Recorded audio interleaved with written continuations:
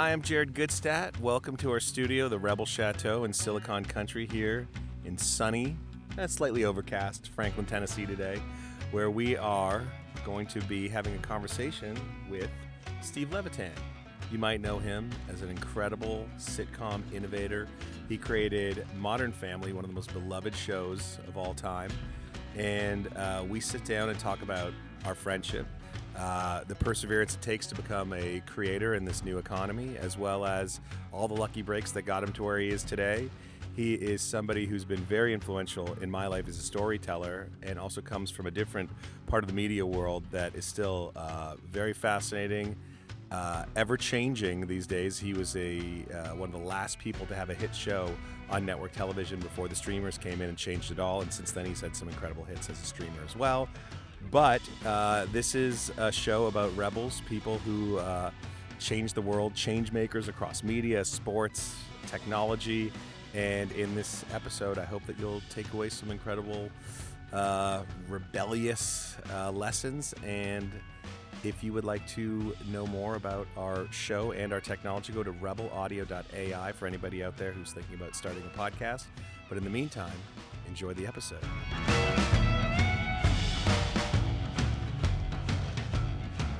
Today's guest is a friend of mine and one of the biggest, if not the biggest, TV show runners and creators of all time, Steve Levitan. I know that there's no audience, but I'm applauding in my mind right now because. Thank you. That was. Oh shit! Hold on. Look at this. Somebody's already calling me. This is what happens. This is the new world. We're going. I don't know how to do that. I guess it doesn't even. Okay. We can't even tell. So, Zach, tell Steve what this show is all about. I will. I just want to make sure I'm looking at Wikipedia. I thought we were interviewing the Canadian lawyer and producer Stephen S. Levitan. No, different guy. That would be the. I think that's the Goosebumps guy. Oh. Yeah. He, very. I often get mistaken for him, and people are typically disappointed. So, they love Goosebumps. We're not disappointed to welcome you to the Occupational Therapy Podcast. Now, Jared and I are good friends, and he has been the most successful jingle writer in the world for the past 10 years, let's say. And recently it had to on Google or anything. Verify. You have no blue check mark, or you do? I do. He does. So, that means something. Anyway, he's now been given a moratorium for 2 years on writing jingles and needs to find a new profession. So what we're doing here is I'm helping my friend find his next job. And we have talked to the cream of the crop when it comes to actors, restaurateurs, Jason Flom, the gentleman who fights for criminal justice reform, people who just have unique and cool jobs. And we can see maybe if Jared's qualified to move on with his career to do something in these fields. For instance, produce and create television shows like you have so successfully done over the past however many years. And it's also an instructional guide for people who want to maybe get into the business. So take us back before you're Steve Levitan, man who's living in an apartment as big as my high school. Take us way back before, like, when did you realize that you were going to be writing for TV? And take us even back to like your first job. Well, so my first career, I've had several careers. My first career was in TV news. I was a TV newsman. I was a reporter and anchorman for the ABC affiliate in Madison, Wisconsin. Your audience, of course, knows me from Good Morning, Wisconsin. We have a big. Can we just real quick get an introduction, like how you would start off the morning show? Well, I don't remember that one, but I just remember when I was like a reporter on then it would be, wherever I was, Okay. Live from Fitchburg City Hall, Steve Levitan, 27 Live Eyewitness News. All right. Yeah. Yeah. Hey, that's a trustworthy voice. Yeah. That was a long time ago. I had very, very big hair. Was that the 80s? That was the 80s. Yeah. Yeah. Me and David Lee Roth. I wasn't born yet. Yeah. Second Van Halen reference on this show, by the way. Yeah. Today. Today, oddly enough. So you start there, and that doesn't sound like a great. It sounds like a great place to start. You're making things. You're on TV. Yeah, I thought it would. Well, I'm from Chicago, and when you're in Chicago, there wasn't a lot of television, entertainment production. So the big stars, the entertainers who were local that seemed somewhat attainable were TV news people. So I got into TV news because it was sort of show busy. I recently had dinner with a person who is a major anchorman on one of the big networks, and I was telling him I used to do TV news, and I said, I realized that I had gotten into it for the wrong reasons. I wasn't trying, like I wasn't so committed to, to uncovering the truth and getting to the heart of the matter. I just wanted to be on TV, and that didn't seem like the right reason to do Good to be TV honest. news. And he said, that's why we're all doing it. like, what are you talking about? So maybe I should have stuck around. But so I did that for a few years, and I realized that wasn't for me. And then I moved to Chicago and took a job at Leo Burnett doing advertising, where it was a little bit more creative. So everything was writing, everything was media, but it was always like taking a step more creative, I thought. From TV news, then to a creative at an ad agency where I was writing and campaigns and producing commercials. Anything and we all would have that. heard of? Do you have like a famous script that like put you on the map and launched you? Um, I worked on Miller Beer, McDonald's, and Pillsbury were Ah. my big campaigns. So yes, I worked with the Pillsbury Doughboy, and he was a real prick. That's a very sensitive heard topic that. for me because kids used to tease me at the pool and in gym, and they'd look at my fat belly and go, Yeah, "You're yeah. Pillsbury, fat boy." So I really heard that. You're about as white as he is too. I heard about the Pillsbury Doughboy, like big drug problem, womanizer. He was like the Charlie Sheen of that era for product. Yeah, but brand. he had a tiny bit of humility because, or maybe it was vulnerability because he always knew that if he pushed it too far, you could just pick him up and stick him in the oven. Oh my And god! so, There you go. That's a yeah. weak spot. And And so you've then had a few different careers. That's good. That's what Jared's trying to do here. did you Yes. have like a moment, like, not to like be too cliche about it, like everybody in advertising that I know is waiting to have their like like ad that's like the big one so that they can go dust off their spec script and move to Hollywood. Do you have like No, I did, like I worked on this. I spent at least a year working on this beer from Miller called Light Genuine Draft, which was a test market beer, which was competing against Genuine Draft Light. And so ultimately ours didn't go, but we made commercials like it did, and we came out to LA to shoot those commercials. And while I was in LA, this all seemed a bit more attainable to me. I met some people in the business. I worked at an actual studio lot for a shoot, and then I saw that those places were real, and they were I met some people who worked in TV comedy, and they were human beings, and I'm a human being, so I thought, well, maybe it's not that far-fetched to go for this. And so that's, while I didn't work on anything iconic, I thought I did decent work on these lower profile things. I had some national commercials for McDonald's and whatnot, but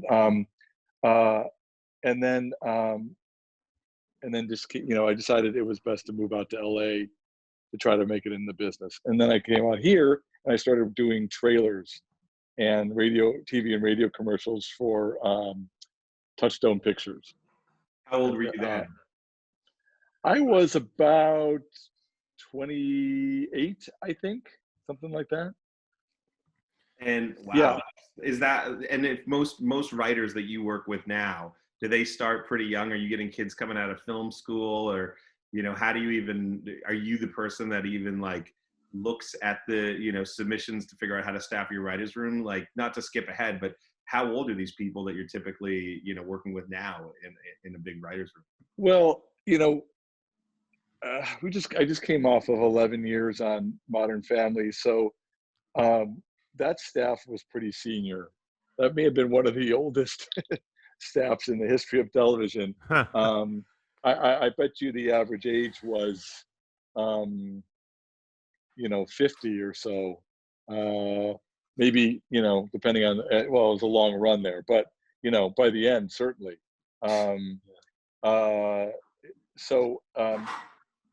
it's not uncommon for people to start much earlier than I did. I did start a little bit late, and so I've always felt like I had to make up for that. It seems like you got to LA and pretty quickly turned it around and got some writing work like a year later. How did that come about? It wasn't quite that fast, but I started working for Disney, and while doing that, I had a couple scripts. There's some stories there, but I basically wrote some spec scripts on my own, and then tried to use my connections in Hollywood, which I was making by working in the business, to get somebody to read them. And so it was sort of an interesting thing. I worked for Disney, and when they moved me out from Chicago, they said, you'll have to sign this contract. And then I moved out. I started working there. It was a pretty oppressive place at the time in terms of sort of fear-based. And I remember I was a creative at an ad agency, and suddenly, I remember coming into work and my boss told me I have to wear a tie, and I was like, oh no, this isn't going to work. But I kept working there, and then after about a year, and I had done some good work there, they said, oh, now we want you to sign your contract. And I'm like, well, where were you the first year? You didn't ask me to sign it the first year. And now, it's getting closer into breaking into TV business. So I said, I don't really want to sign a contract right now because I think I want to get into television. And they said, well, if you don't sign a contract, you'll have to leave. And I said, well, how about if I'd rather just stay and keep working, but how about if I just work freelance for you? And they said, yeah, do that, because we can't have you stay on staff. So I switched over to freelance, and I asked one of our vendors, how much do I charge for a trailer and for this? And they told me, and my jaw dropped, because my salary suddenly like tripled, and I was working about half the hours, and it was crazy. And so then I was suddenly going, wow, this is actually like a career. And then I got an opportunity to pitch on a television show from somebody that had read my script. I managed to get an agent. I got in that submission tile. Is that the beginning? That wasn't Jay. That wasn't Jay. It was I had another agent for a year or two, and I got on the staff. They submitted my script to the show Wings, and two writers there, Bill Diamond and Mike Saltzman, picked it out of the pile. They liked it, and I got a chance to come in and pitch. And I pitched a story. They liked the story. I wrote a script. They liked the script, and then they invited me to join the staff. Hell yeah! And I had it was an interesting thing because I had to take a pay cut to do that. That's what they don't tell you about your dreams. Sometimes to accomplish your dreams, you got to take a pay cut, because that is the same thing that happened when I started Jingle Punks. I was an editor and I was making like $700 a day, and I was like, oh wait, I'm gonna like work for free for myself. So it's like a leap of faith.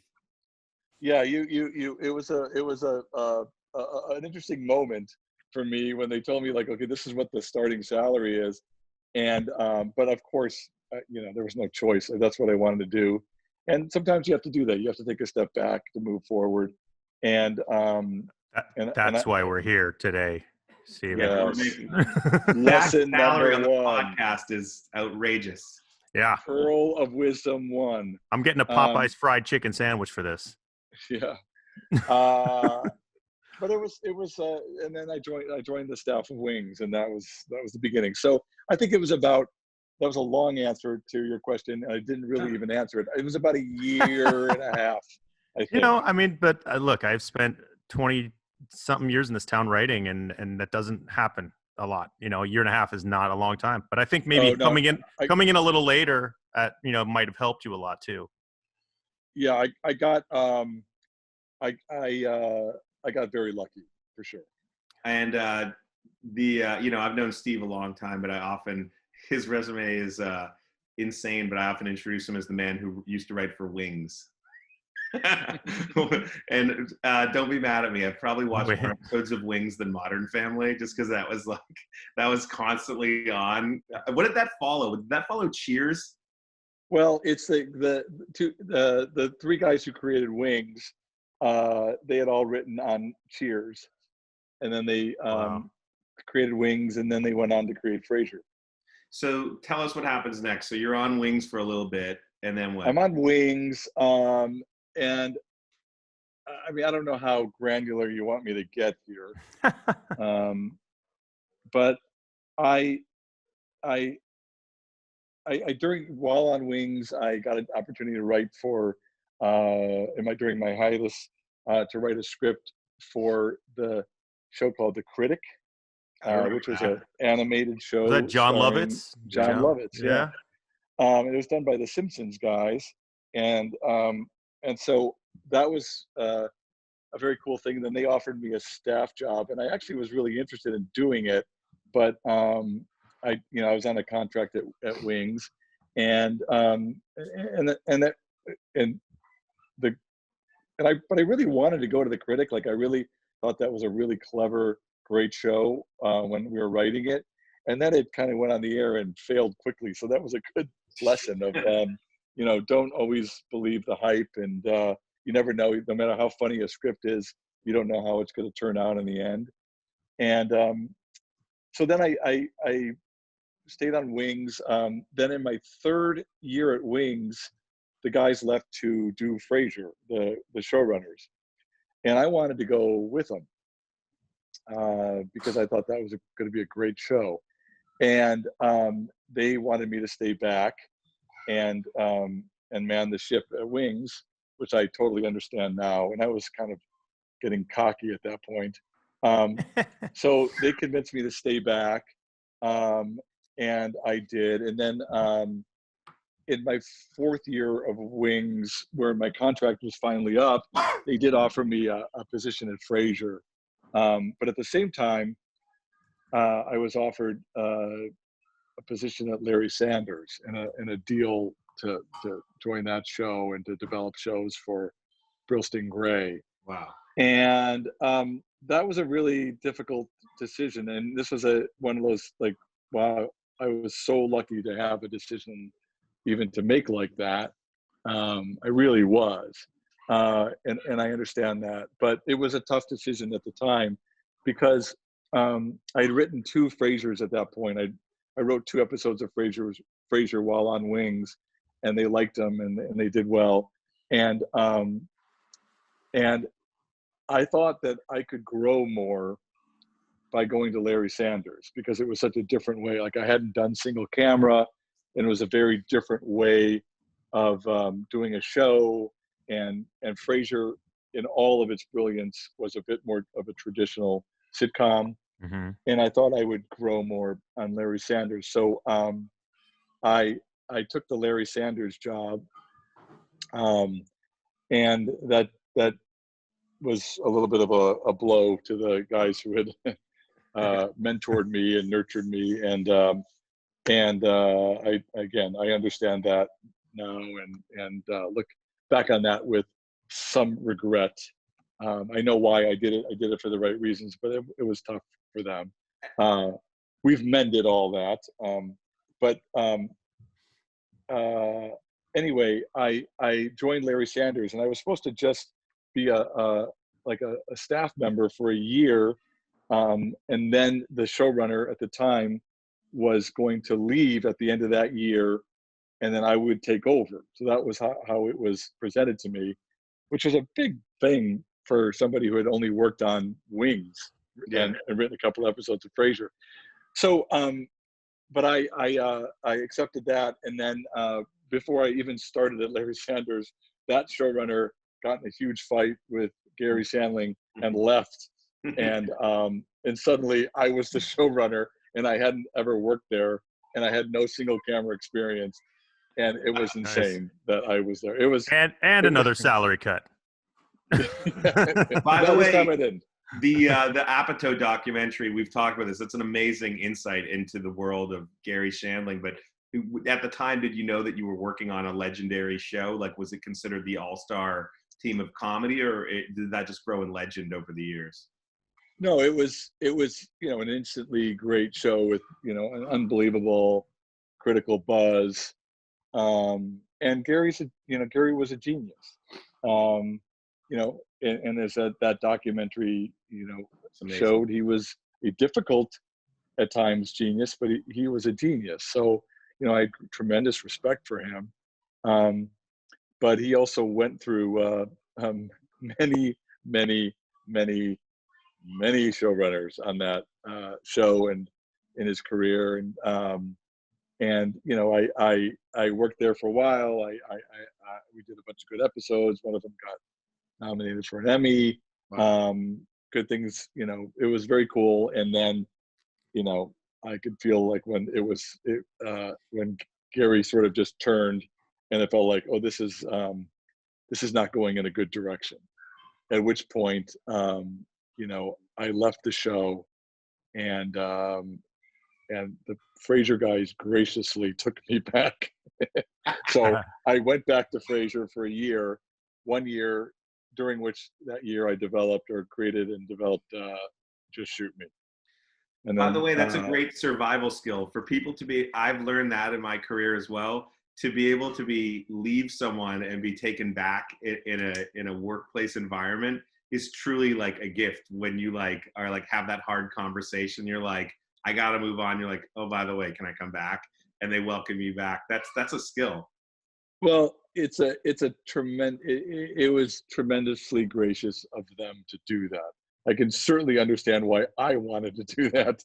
But had they been jerks, had they been vindictive, they wouldn't have. But they were nothing but gracious about it. So fast forward us to just talk about Just Shoot Me, but get us to that, and then I want to just dive into Modern Family for the back half of this. Sure. So while I was at Larry Sanders, and again, it just goes to show you that weird things happen for all sorts of reasons. While I was at Larry Sanders, I had this idea for an episode. It was a year that Larry was dating a lot. His character had broken up with his regular girlfriend, and he was dating. So I had this idea for an episode where he was dating a supermodel of some sort, and she comes to the show, and they're going to go out for dinner right afterwards, and Larry gets called into an emergency network meeting over something important, and he says to Janeane Garofalo's character, who was a talent booker, just sit with her, just keep her company for a half hour, and he sticks them in a room. And I thought that would be a great episode, to have that story, have that, go back and forth between whatever meeting was going on with him. But the idea that Janeane Garofalo would basically unravel next to this supermodel who's just so effortlessly beautiful, and Janeane Garofalo's character, who, espouses that beauty isn't important and that's not what matters, is completely insecure and made insecure by her beauty, and to see where those two kind of come out. So I thought that would be a really great episode, and I never got to do it. I left before I ever got to do it, but it put that idea in my head of what's it like for people who work around beautiful people who maybe are not so beautiful themselves, and what's that like for them? That must be really a strange thing. And so I became interested in the model agency bookers who, were a pretty rough bunch. They're very aggressive, and they're, it's very New York centric kind of a thing. what's it like for them? And I thought that maybe would be an interesting area for a show. And then I built into it a father-daughter because I heard that this one father bought his daughter the Wilhelmina modeling agency.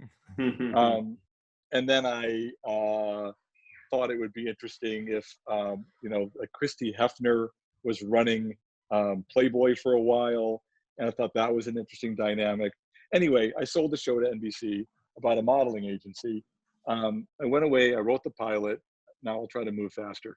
I went away, I wrote the pilot, and they read it. They're like, it's good. And they gave me like 20% notes. And I just felt in my bones that was good, not great. There was something wrong. So I beat myself up for, I don't know how many nights trying to figure out what was wrong with it. And it finally occurred to me that this daughter character in the show, played by Laura San Giacomo eventually, has no chance of ever changing a modeling agency. If you're running a modeling agency, it is what it is. But if it were a fashion magazine, if it were a Cosmo kind of a magazine, you have a chance to actually make a difference there. So I changed that, everything fell into place. And I sold it to, and then we made the pilot, and they eventually put it on the air. That process was what, like a year, 2 years to go from like Sanders' idea to all of a sudden, creating it? And like, how quick does it happen when you have an idea? Well, it was Sanders. I left Sanders. I rejoined Frasier. Probably within a month or two, I pitched this idea to the network.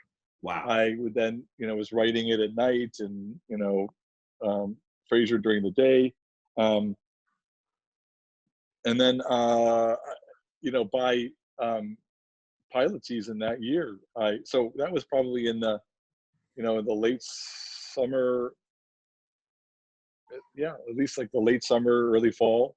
And I was, shooting it as a pilot the following spring. Oh my God. So, and then at that point, is that your first major payday when you're like, wow, I'm like all of a sudden going from it's a job to if this goes, I could be very, very successful at it? Yeah, well, I mean, it's the first thing I'd ever created, ever. The first original thing I'd ever written that didn't involve someone else's characters. So I really didn't even know if I could do it. But yeah, once it, it's a long story how that plays out, but I was on a deal at Burlstein Gray, and when then that deal, came to its end, then because I had a show on the air, I was able to sort of jump to that next level then. And during your Fraser, your Wings, and your this era, any Emmys yet? Any nominations? Any wins during that era? Well, a funny little story is, so I co-wrote this episode of Larry Sanders called Roseanne's Return. And then I left the show, and then I joined Frasier. And then there was a period there where there was a time when Kelsey Grammer he stepped away from the show for a little while to deal with some health issues. And we hear you. Yes. And so we needed to come up with an episode very quickly that he wasn't in. So the entire staff sort of pitched out a story, and a lot of people, everybody was involved in that. And then it needed to be written over a weekend, but I was already writing the script for I was already writing the script after that, or the script, I don't remember, something else. So everybody took a scene except for me. Yeah. And then they decided, in another gracious gesture, we'll just put everybody's name on the script. Huh. And we brought it back, and I remember going to the first run through of that episode. And by then Kelsey Grammer had come back and decided to direct that episode. And I remember watching it in the run through, and I turned to someone, I said, this is going to get nominated for an Emmy. And so sure enough, the Emmys come out, or the Emmy nominations come out. Roseanne's Return is nominated, so I get nominated for that. Frasier gets nominated for a show. I'm nominated for that, along with the Sanders as well. And then this episode of Frasier called Moondance is also nominated. Damn. So so it gets nominated. Everybody's nominated. So now I'm sitting with the Frasier writers at the Emmys, and we go, here we go, and and I'm now competing against all of them because my episode's up.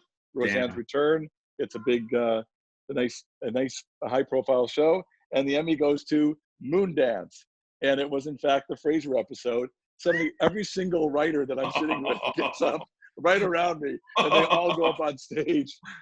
And, I'm the only writer who didn't get. You're like, do I stand? Do I do that? Did you get a trophy for it though? I did not, because I wasn't. My name wasn't on the script as a writer. Now, again, in yet another gracious gesture, I think it was Joe Keenan who accepted on behalf of everybody, mentioned my name, I think. Because I was involved in the episode, but I just didn't write one of the scenes. So that's it's funny. It's fine. But then we ended up winning that night, and I got my first Emmy then. Jared has a very similar story about the ASCAP Awards. I've been trying to win awards for things I haven't done for years now. I've tried fucking really hard. By the way, we're going to send you, because we're not done yet, we're going to send you another Zoom invitation right now because this runs out in 4 minutes.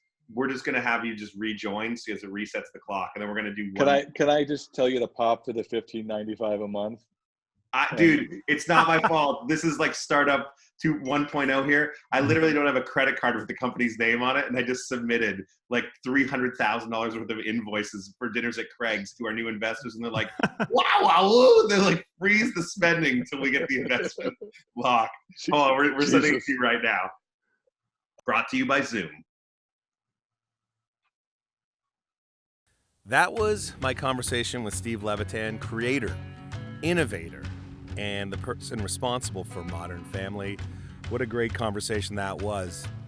Again, this is Rebels. These are the people who have influenced me on my journey, going from the person I used to be, Jingle Jared, the king of jingles, retired with honors, to a AI founder, tech CEO here at Rebel Audio. And what I'm trying to do is put together a playbook that allows you to learn how to build with the tools around you, whether you're a great comedian, an artist, an athlete, or just discovering AI for the first time. And for anybody out there who wants to tell their story, you can do so using rebelaudio.ai, the first ever agentic-powered podcast publishing platform. That's a mouthful. If anybody wants to sign up for the platform, you can go to rebelaudio.ai, and if you like this show and want to hear more of these episodes, you can go to our Spotify or Apple page, like, subscribe, share, or wherever you see these clips, please share them around and tell all your friends that being a rebel is cool. And thanks for listening to today's episode. We'll see you next time.